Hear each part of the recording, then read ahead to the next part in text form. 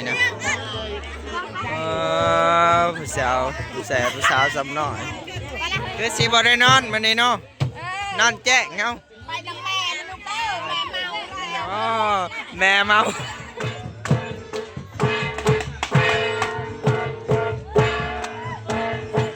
ที่ว่ามวนขนาดโอ้ธรรมดาเลย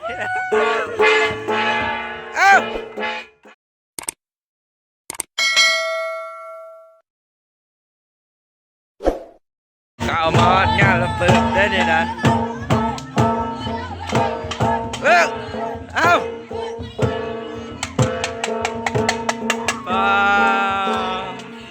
ผู้เช้าเพิ่นกระลินนั่นนี่นะ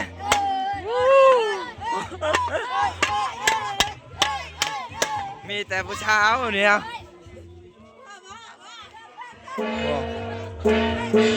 อันนี้สิเป็นงานลำปืบนะทุกคน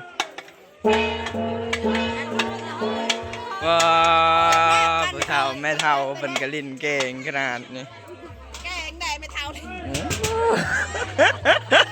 อันดับหนึ่งเลยเนาะอันนี้นี่สิเป็นระปืบหรือว่างานบุญแจกนั่นนี่นะที่กระเจ้าเป็นส้นเผาบรูนี่ที่กระเจ้าเป็นเห็ดนะมันสิเป็นแบบนี้เลยนะทุกคน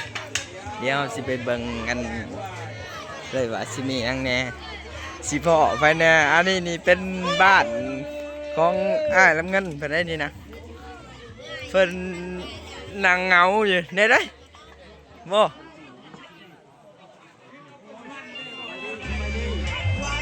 โอ้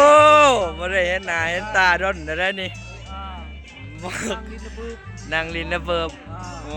เห็นเงาตกโชกอยู่ดีนี่เนาะ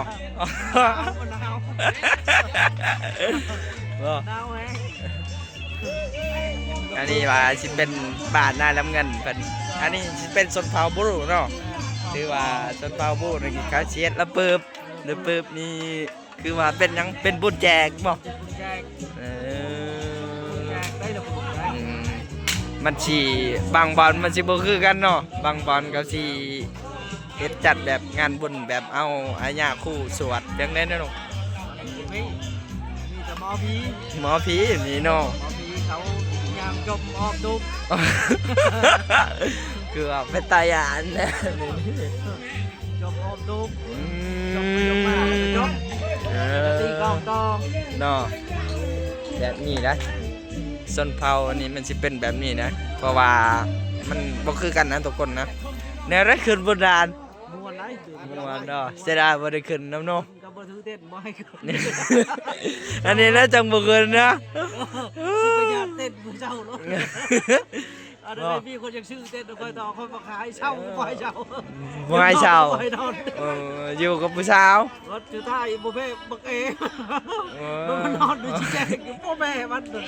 ตายโอ้บ่ได้ถืออะขึ้นเนาะอ๋อไปผู้เดียวได้ไปจำสิยอกผู้สาวไปยอกเป็นตะมีตะก้องแล้วบ่ยอกไปบ่ได้ยอกตะมีตะจองได้ยอกอันนี้เลยนะนี่แล้วบ่ยอกไปชั่วโมงกันเถอะอันนี้เพิ่นสิเศร้าก่อนดนเพิ่นสิลิ้นเทื่อนึงนะทุกคนนะพาไปเบิ่งกันอีกจักหน่อยว่าเขาซิตี้ยังต่ออีกนะ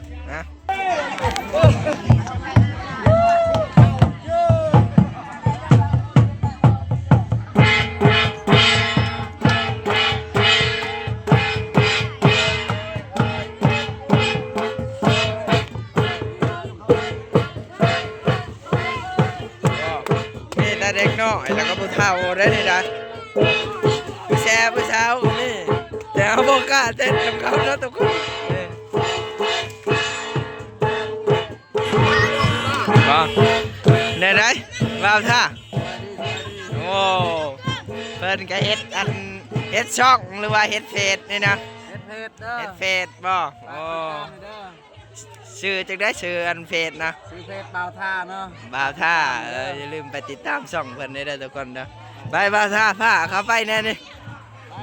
ไปผ้าเขาไปหานั่นเนี่ยเอ๊ะมัวเฉยทุกคนเอ้ยอันนี้นี่สิเป เป็นผู้สาวได้นี่นะมาโอ้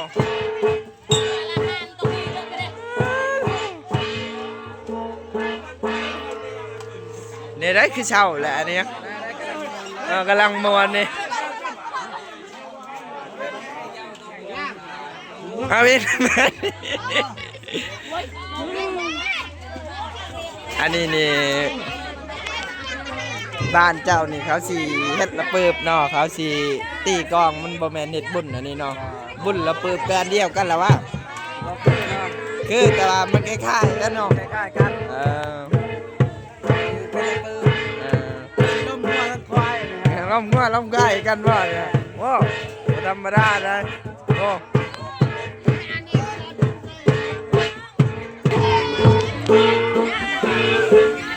เบิ่ง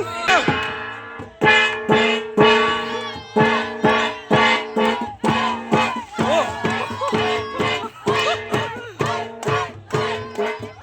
เฮ็ดทำเฮ็ด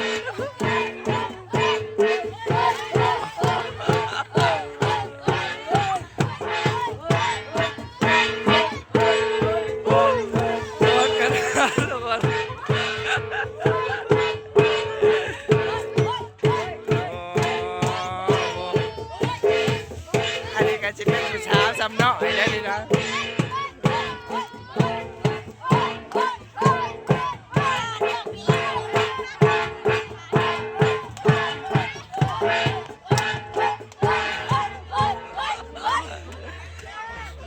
ไป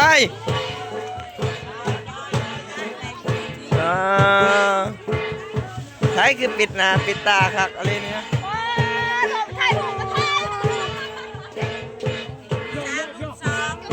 ลูกช่องโสดป่ะลูกมือช่อง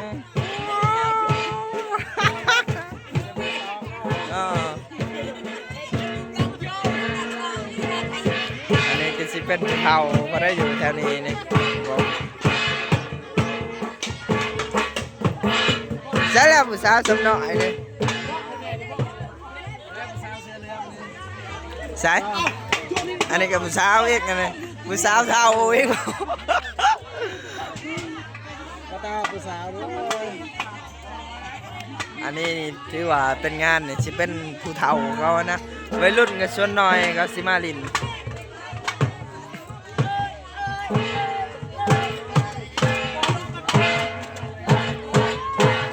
เอ๊ะเอ๊ะเอ๊ะ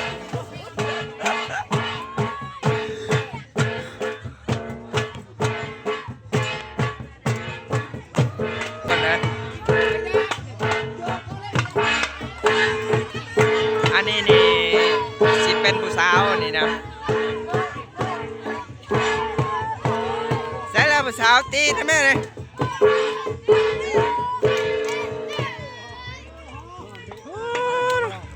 ที่ว่าเพิ่นตีแบบตีโซคาวแล้วก็พักผ่อนนั่นหัวดนเธอหนึ่งบางทีก็ชั่วโมงหนึ่งเธอหนึ่งนะโอ้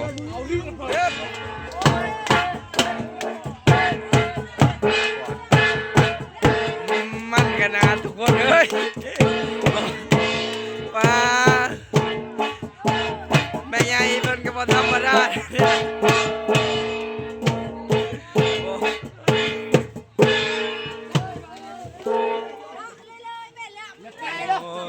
เศร้าแล้วเนี่ยกำลังมันเนาะ กำลังมัน เจ้าเช่าก่อนจักหน่อยก่อน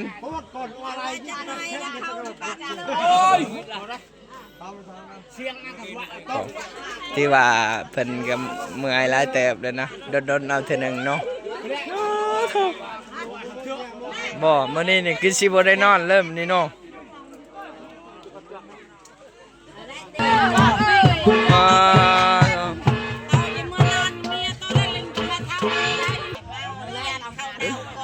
โอ้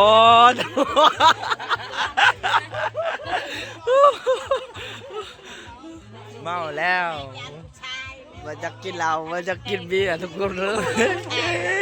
แม่ลูกกาไทยแม่ดุได้แม่อยากเข้ากล้อง แม่โอ้ หาเตหูได้นี่ได้หาเตหูว่าแม่อยากเข้ากล่องเลยเดี๋ยวลูกสิจัดให้ดอก แม่ลาก็เคยเห็น สบาย ส ดี บายดีเด้อ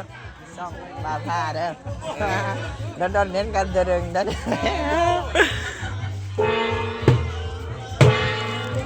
ไปทุกคนเราสิได้ย่างน้ำดังเพิ่นตอนนี้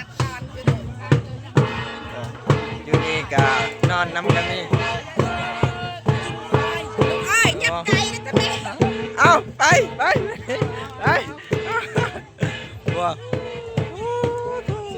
สุดซ้าย ม่วนเด้อม่วนโอ้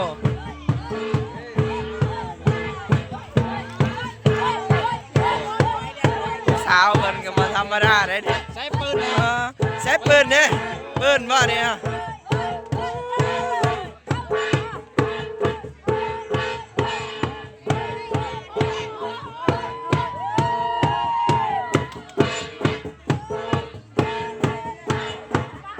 เฮ็ดเอาอันนี้นี่ที่ซื้อปืนอันนี้เนาะ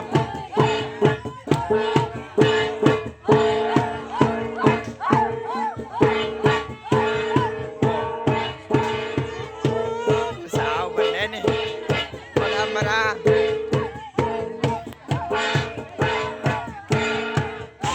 อันนี้สิเป็นห้านค้าเพิ่นโอ้ขายยังอันนี้บอกอะไรอันนี้ฮะ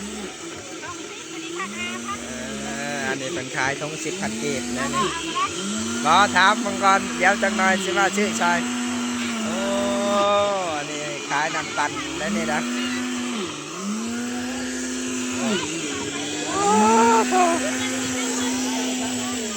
มาจากเสียงเพียงอึกกระทึกที่ทุกคนเลยอันนี้นี่สิเป็นแบบว่าหันค่าอันนี้ในวงไฮโลค่ะนะอยู่นี่นี่ที่ว่าเราบ่อยากเข้าทายไปเลยนะ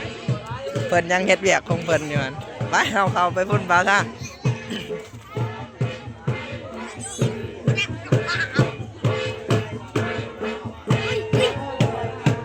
ได้ครับ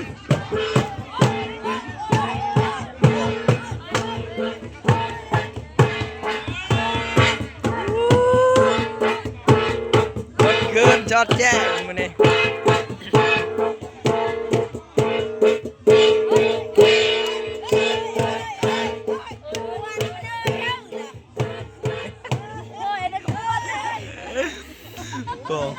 โอ้